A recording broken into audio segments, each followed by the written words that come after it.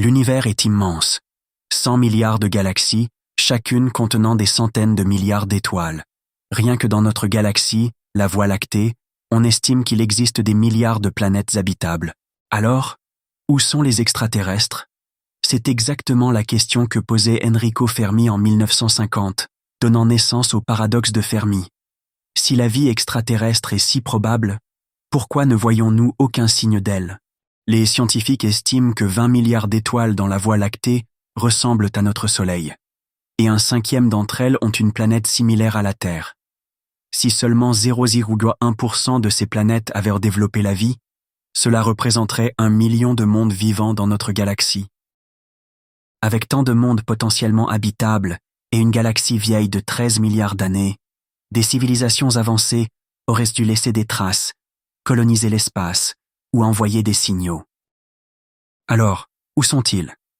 C'est ici qu'intervient l'échelle de Kardashev, qui classe les civilisations selon leur capacité à exploiter l'énergie. Type 1. Une civilisation qui maîtrise toute l'énergie de sa planète.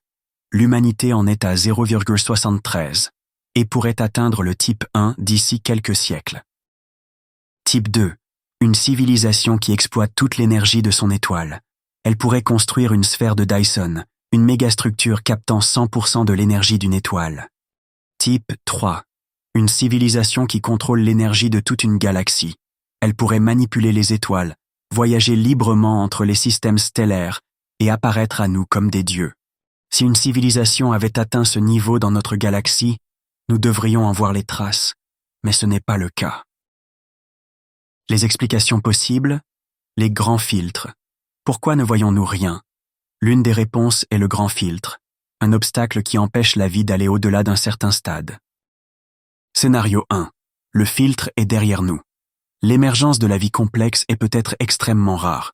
Peut-être que la Terre est l'un des seuls endroits où cela s'est produit. Scénario 2. Le filtre est devant nous. Peut-être que toutes les civilisations avancées s'autodétruisent avant de coloniser la galaxie. La menace pourrait être l'intelligence artificielle incontrôlée, une catastrophe écologique ou une arme destructrice. Scénario 3. Quelqu'un ou quelque chose nous empêche d'avancer. Une civilisation de type 3 pourrait surveiller l'univers et supprimer toute espèce devenant trop avancée.